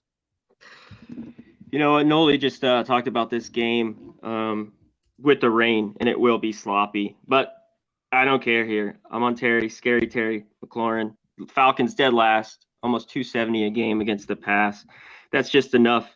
I think he gets over 61. He hasn't got that the last couple of weeks. I think he eats today. And I'm also taking his anytime touchdown. He hasn't found the touchdown, the end zone since that Green Bay game, maybe 4 weeks ago. So I need a big day at plus money. So give me him with TD anytime plus 175 as well. Anytime TD at plus 175 for CMAC. So he's got Scary Terry over 61.5 receiving yards at minus 105 and plus 175. Just so you know, to give you more confidence on the situation, Spenny pushed that up to 75 plus on Scary Terry. That's how confident he is on Scary Terry, regardless of the Bermuda grass angle. I love it. Okay, so let's. I think you can get a big player too. I mean, I think he might find the end zone. So, Millsy also on over 4.5 receptions for Scary Terry. Says we got AJ Terrell back, but still we suck at corner. Dan Kelly also making moves there. Brady over a half interception, Brissett over a half interception, both at plus money. He's also on Burrow over a half interception. I get money. I have not put enough time into that Canucks spot. And it would not be right for me to give any analysis other than vividness and recency bias, which just there's just so much more to capping a game. So unfortunately I can't help. But I do. I'm not going to. Shout out to the Nucks playing better hockey of late. Well, their power play, in all honesty, I think is the best in the National Hockey League. And you'll see in the end, it'll be hitting at 35%. I mean, Quinn Hughes is such a master. We have so many. JT Miller, it's such a good power play. And so it's going to put them in a situation where if Thatcher Demko can step up and our defense can just give us a fucking smidgen of something. Yeah. We should make a trade, though. We have so much at forward. We have valuable forwards. I agree. Make a trade. Get us a defenseman that we can count on here. Okay. We move on. For you, next is, we head over to Raiders Seahawks for your next action. We've talked about this game plenty. Tell us your plan here. How are you getting paid in Raiders Seahawks? Yeah, I looked at the wide receivers here because I love attacking. So Lockett or Metcalf, I think, is a decent look. But I'm going back to Walker. I've heard all week, they've had the bye. Walker had not a very good game against the Bucs. It was his worst game all year. I think they get back to run it. They're talking about give him over 20 carries. So I'm on his over 76.5 rushing yards in this game. Raiders middle of the pack against the run. But I think it's just been some of these games they've been in. The Saints blew them out. There was a little less. The Broncos didn't do much of any running last week.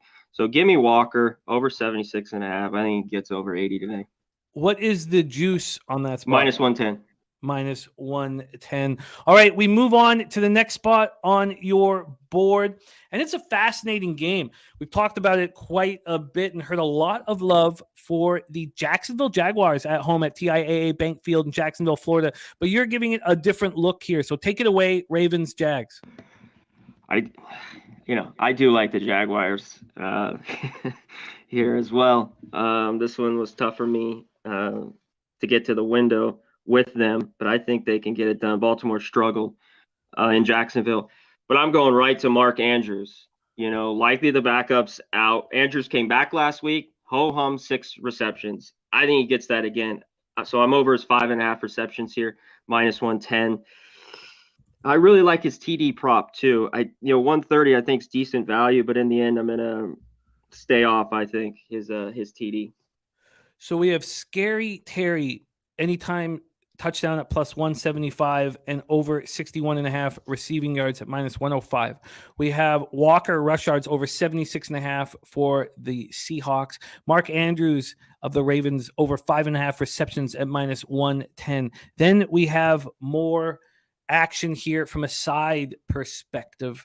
And for this, we go to Chargers Cardinals, a game that I'm sure is going to absolutely screw me because I got in early on the Chargers. And look, that's something we do. We bet on injuries.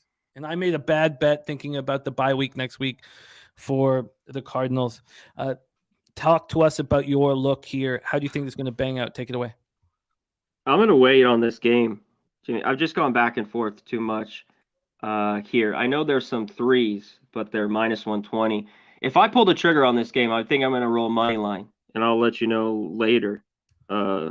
If I think the Cardinals, especially if Kyler Murray's in, I don't trust the Chargers. I know they've been better on the road. Arizona was just bludgeoned, got their ass whipped last week. I just think here they get it done. And Brown's coming back. Hopkins is very good. Another prop that I really like. Even with Brown coming back, his targets have just been through the roof for Hopkins. I mean, he's getting over almost 10 catches, 13 targets. So maybe those drop a little bit, but look at his yards. I think are right around 82.5. I think he eats as well. Go ahead. Well, about the side spot, yeah. Is there anything else that you were close to moving on? Because I know that you were thinking about a couple different spots sidewise. And were there any totals that you were close to moving on? Yeah, I have a few. Like I said, I like Jacksonville. And it's just tough now. I can't give you is there a few 3.5s? Because I see a lot of 3s. Wow, market moving that fast to Jacksonville is wild. Because that's not public money that's doing that. I'd like to say that. I guess you don't know. You're right. The 3.5, we can get you a minus 115. What do you think? Take a second with that. Where we have Sharpie up next, the star of NFL Pub Zone here on our channel that will be popping off right at 1 p.m. What do you think? There's one spot that I was close to moving on, and I guess I'm going to be off it now. But the Titans-Bengals total, moving on the under in Titans-Bengals. And do you have a feeling on the side for Titans-Bengals? Man, that game was the toughest game for me. All those the crazy stats, like since he's never lost in Nashville, we remember, they've played them really, really well. Where you go back to last year, obviously Chase is not in. Let's touch right now really quick on a prop. He hasn't got there. It was the guy Tyler Boyd I used early in the year. He hasn't done much the last 3 weeks. But look at him, because I think his numbers have dropped a little bit. 4.5, I think he can get over 5, and he just needs over 50 yards. So look at Tyler Boyd with no Jamar Chase, because I think that they have to throw it here. Burrow's just got to chuck it around for them to make any noise. And on the other side, I think the Titans just run it. It's just tough. Bengals are so hot. Tennessee's hot too. In the end, I had to stay off. But I think Cincy could go in there and win. We have a weather issue in Jacksonville. They've cut the practice short and they've taken the players off the field. I just have light showers right now, but there must be some sort of a lightning or something like that here. That's from DX Father. Again, I apologize for the screaming in the background. It's all because Peterman is going to be under center. That's all. He's livid about it. Let's review CMAC action coming off a 6-2 plus 4.13 unit week. Now in third place here on NFL Pub Hub. He's on Scary Terry over 61.5 receiving yards, minus 105 anytime touchdown, plus 175. Walker rush yards over 76.5, and Mark Andrews over 5.5 receptions. The Scary Terry anytime touchdowns now up to plus 188 at MGM. So let's give you that plus 188 that's available right now. Thank you for sharing that with us. Terry Walker is on the Jags plus 4 right now. There you go, CMAC in business. CMAC, thank you for taking the time to share your action with us. Spectacular week last week. So if you take 2 of your last 3 weeks, you've gone and combined 10-3 plus 7.33 units on the show. You're heating up right when the market's getting more difficult. So impressive work. Yeah, well, it could be changing too. I had a little crazy week, so a little more. It should be better. It might be a little bit different. Like we talked about it last week. I could be making a little bit to more unders and going to a little more totals and sides here. Well, we believe in you. And any of the games that we've spoken about here on the show that you want to add, just tweet out and we will lock in for you. Last week, CMAC did with Cortland Sutton. He said he just wanted a little bit more time with Cortland Sutton, and Cortland Sutton cashed both his receiving yards prop and his receptions prop here. So, and I will tweet it out, or CMAC will tweet it out, and vice versa, retweeting it if he does. CMAC, thanks for sharing your hard work with us, my man. Have a giant Sunday. Appreciate it for having me, Jimmy. Thanks, brother. There he is, CMAC. Follow him on Twitter at ConnorMacPicks, and catch him hosting our NCAA football and NCAA basketball shows here on the channel. And Hitting the Books is tomorrow afternoon, and it's the most popular show on our channel. No show does numbers like Hitting the Books. All right, let's move on to our final guest. I had so much fun hanging with him all night Thursday, all day and night. We did 3 games together on Thanksgiving Thursday. I enjoy capping with him immensely. He is the star of The Good, the Bad, and the Money every Friday alongside Billy Brisbane. You can catch that right now on our homepage. He's also the star of NFL Pub Zone, which will be popping off here in 25 minutes. Please welcome from San Diego, California, Sharpie's Bets, here to close up the show. Sharpie, how are you? Man, I'm having a great day. It's Sunday. I got so high I clicked into 3 different fucking links. And we're fucking here, though, bro. That's all that matters. Shout out to the chat, guys. 300 plus live. Smash the fucking like if you have it. And let's get paid. Let's get to work, Sharpie. You start in this Ravens-Jaguars game, and you have a completely different look than any that we've heard thus far. So let them know how you getting paid in Ravens-Jaguars. I'm going to go opposite as I've seen a lot of people actually on his under or whatnot. I don't care. I do my own work. So let's talk Lamar Jackson's pass yards over 198.5 at minus 115. And yeah, I said it. Over. And I know he's not the best passer, but hear me out. Lamar's gone up versus 4 teams this year, 16th or worse versus the pass. He is 2-2 to this number. Well, let's dig a little deeper. He's only gone versus one team this year that is bottom 10 in pass yards allowed, and he only threw for 318 yards. And they were ranked the 22nd ranked team. Well, Lamar's easiest matchup by the numbers is today. The Jaguars defense is 24th in the league versus the pass, allowing 247 yards per game. So sign me up for a guy in a great spot with a super low number. Over 198.5 pass yards, minus 115. He tweeted this action out. He got it from DraftKings. And we move on to the next spot on Sharpie's board. Houston Texans, Miami Dolphins, Hard Rock Stadium. You will notice this correlates with another one of our cappers' action. And when that happens, the ROI is extremely impressive. Take it away, Sharpie. Texans, Dolphins. And I know you don't hate curveballs, Jimmy, but I did 2 props in this game. I did add one on this morning. I couldn't leave it off, so I'll read it off. It will be Tua's pass yards over 285.5, and the juice was at minus 110 or 277.5. Tua over 277.5 at minus 110. But cool. Let's get into it. But go ahead. No, that's great. I love it. Rock on. All right. Yeah. I try not to add in, bro, but at the end of the day, this play goes back to Friday on Big Show, Billy Brizzy's and my show, like you were saying, The Good, the Bad, and the Money, where we talk 20-plus props in less than 30 minutes. Well, off the subject, got to brag a little bit. We beat the line move on 8 of those 20 props this week with not one moving against us. So we do this shit. But, yeah. I was so dead set on Tua's pass yards being off that I overlooked Wilson Jr. Shout out to Billy, who on Friday smashed his best bet with Wilson's fantasy points over 14. It's now at 16.5. We all know Mostert is out, and even before Mostert was out, this guy was taking over the starting running back spot. So I jumped in last night. Wilson's rushing receiving yards over 97.5. It's already moved up to like 100. 103 depending on the book. I'm not afraid. I think he gets this just rushing alone, but the guy since being on this team has seen at least 20 yards receiving every week. Jeff Wilson has been on the Dolphins for 2 weeks and has taken over the starting running back job. He's looked amazing to say the least. Granted, it was versus 2 bottom 10 rush defenses, and he's averaging over 6 yards a carry on 26 carries while chipping in, like I said, 20 yards or more a game receiving. Now he gets the best matchup for the running back position in all of football. The Texans versus a Texans D that's 32nd in the league, allowing 179 yards a game. and over 30 fantasy points to the running back position. Yeah, guys, Wilson's going to fucking eat today and may double that number. And that's why I'm looking at Tua's pass yards over 277.5. Now, you can look at props a lot of ways, but I truly believe I found the way to bet Tua, and that's why I couldn't leave it off. And it's not the pass defense numbers where most people would look. It's the rush defense. When Tua's faced a bottom 10 rush D this year, he's 3-0 to this number, averaging 379 yards a game. 379. And what did I just say the Texans D was? 30 seconds versus the rush, which is going to leave room for Hill and Waddle to eat. So give me Tua in a spot where he's hit at 100%, averaging over 100 yards. So, yeah, sign me up for some Tua.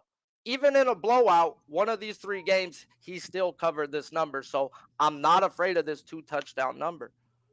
Tua over 277.5 passing yards. Wilson rush and receiving over 97.5. He got that minus 115 in Bovada and tweeted it out for everybody. You must be following Sharpie on Twitter because he's as selfless as we've ever seen in the gambling community. He just wants everybody to cash and asks for nothing in return. And Billy gave us over 82.5 rushing yards. So they're both correlated. They're both on Jeff Wilson Jr. here for the Dolphins. May be the way to go. Like I said, I think this guy hits 140 rushing, but it's like, in case he fucking busts off a fucking screen and fucking robs me, I want it. I get it. I absolutely get it. Let's move on to the final spot here on Sharpie's card.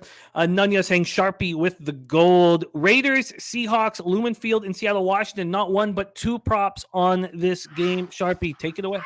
Dude, my cats are fucking brawling, man. I need to give them some fucking edibles. But until then, let's talk Josh Jacobs rushing receiving yards over 109.5 minus 114.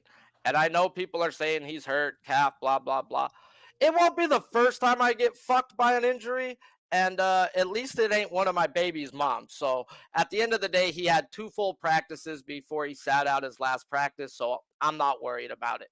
This play's not about what he's done the last 4 weeks, but more about what he's done playing a bottom 10 defense. Well, being in week 12, we have lots of numbers to go by, and this is telling me Jacobs eats today. Josh Jacobs has only seen 2 bottom 10 defenses this year. In those games, he's averaging 173 scrimmage yards, 4 catches, and 2 touchdowns. Yeah, those were his averages. The Seahawks defense is 28th in total yards while being 22nd in points allowed.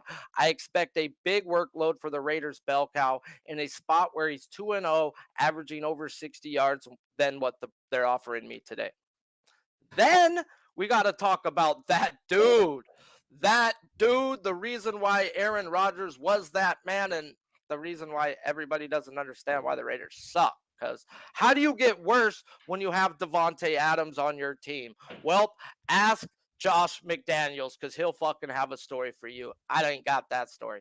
Devontae Adams receiving yards over 85.5 at minus 113. Could somebody tell me why this is so low? He's only hit this over in 6 of the last 7 games while seeing 13 or more targets in 3 straight games. But I'm not on it just because what he's done over the last 7 weeks. I'm on this because this spot is a great spot. Adams has gone up versus 4 bottom 10 pass defense this year. He's 4 wins, 0 losses to this number, averaging 7.75 receptions and 125 yards a game in this spot.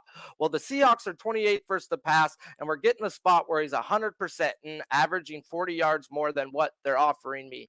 Could somebody say ladder? But yeah, Adams is smashing today. Adams over 85.5 receiving yards. Jacobs rushing and receiving over 109.5 yards.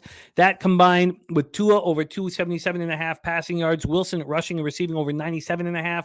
And Lamar Jackson pass yards over 198.5 at minus 115. Sharpie, you are starring in NFL Pub Zone here in 17 minutes here on Pub Sports Radio. Tell us a little bit about that show for people who haven't seen it.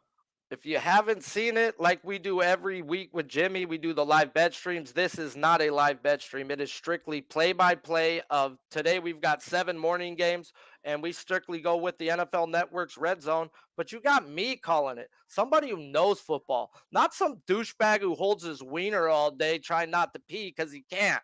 Because I'll go take a piss if I can, because I'm a real motherfucker, guys. So come join me and enjoy your NFL Sunday. I do keep the curse words down until about the fourth quarter when we get to the bitching hour. And if I'm starting to lose, the F-bombs just start to fly in my play calling. So do take that in. If we're winning, I'll keep the curse words down. If we're starting to lose, you'll hear, God damn it, motherfucker. Oh, come on, guys. But yeah, come join me. Put your favorite game on. Let me call NFL Red Zone for you, and enjoy your Thanksgiving weekend, you Americans who overslept and overate, because we are overfed out here. There's our guy, Sharpie's bets in the house. Watch him on NFL Pub Zone here in 15 minutes. Well, I added 2 bets during the show. I don't feel like I'm going to add the Cincy, Tennessee under. Don't feel like I'm going to add it at this point. I have 7 spots. Tampa Bay, Cleveland under 43. I'm very comfortable with. And I like Broncos team total under 19.5. Very comfortable with. The Chargers, I screwed myself. And it's, when you make mistakes like this, you usually rue the consequences financially. And,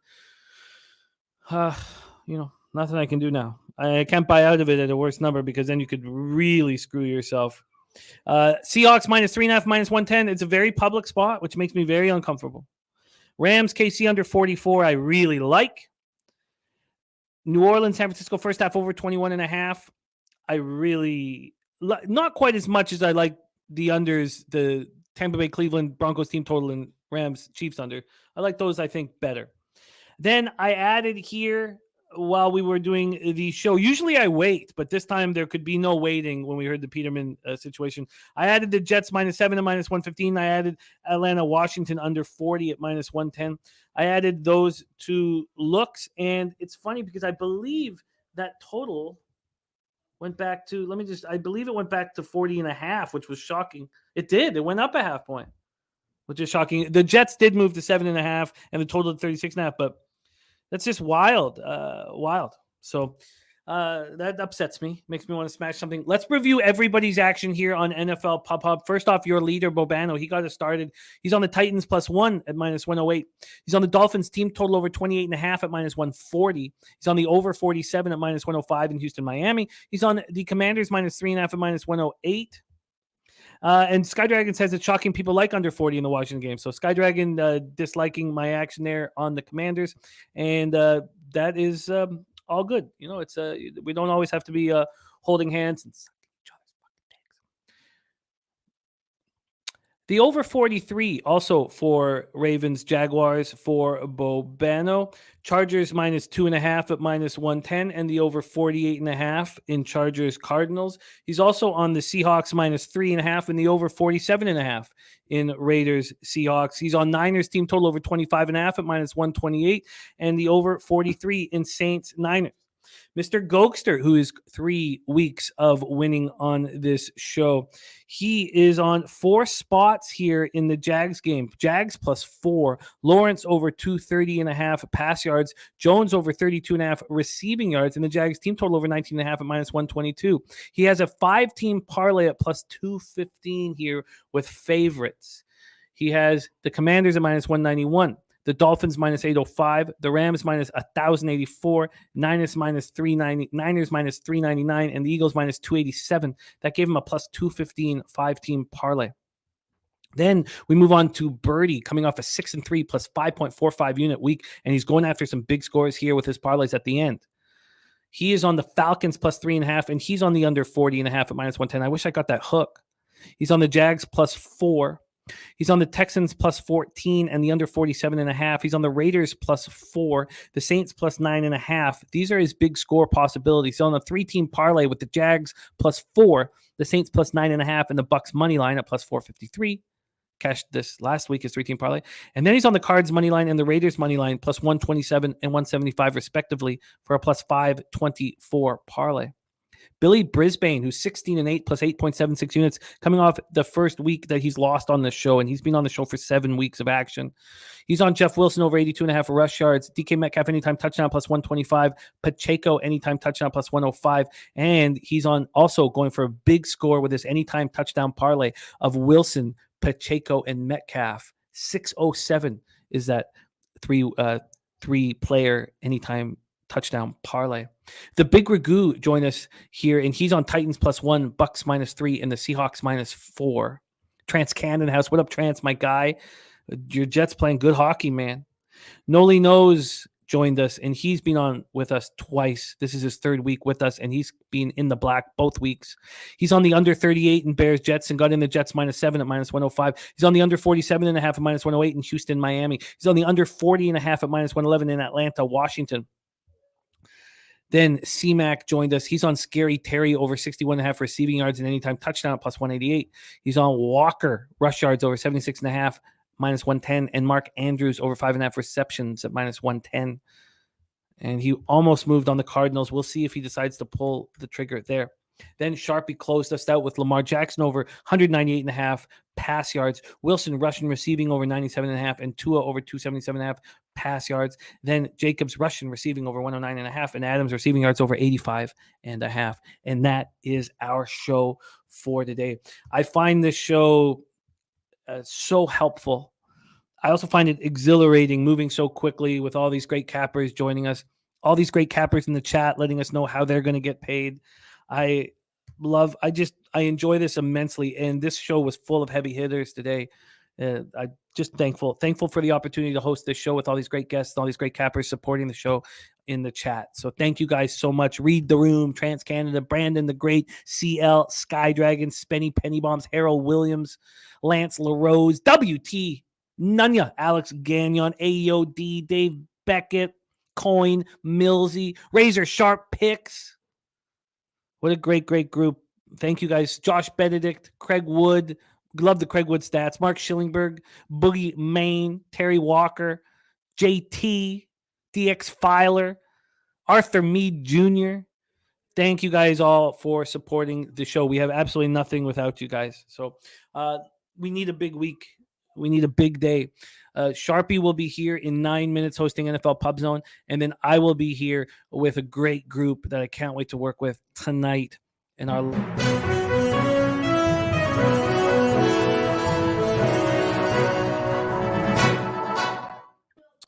Bears media relations tells reporters in the press box it's a game time decision between Simeon and Peterson. Mike Garafolo is saying, as game time decisions go, this is the gamiest, tiniest decision of all time. So, oh man, if it's not Peterman and I got screwed here jumping in, oh man, oh no. Well, but we're gamblers, so we gamble. Thank you guys so much for supporting the show. Sorry about some of the screaming and crying coming out there. I don't know what to say. I wish it was a more professional outfit I had here. Jesus, I can't even believe it. But thank you for sticking with me throughout the highs and lows of being a father of young kids, man. I love you guys. Let's go out there and get that cash. Thank you to our producer, Jose Bouquet, who does such a great job. On behalf of all of us here at Pub Sports Radio, on behalf of Jeff Slaughter, thank you for supporting our channel. It means the world to us. And let's go out there and get the fucking money. Week 12. Let's go.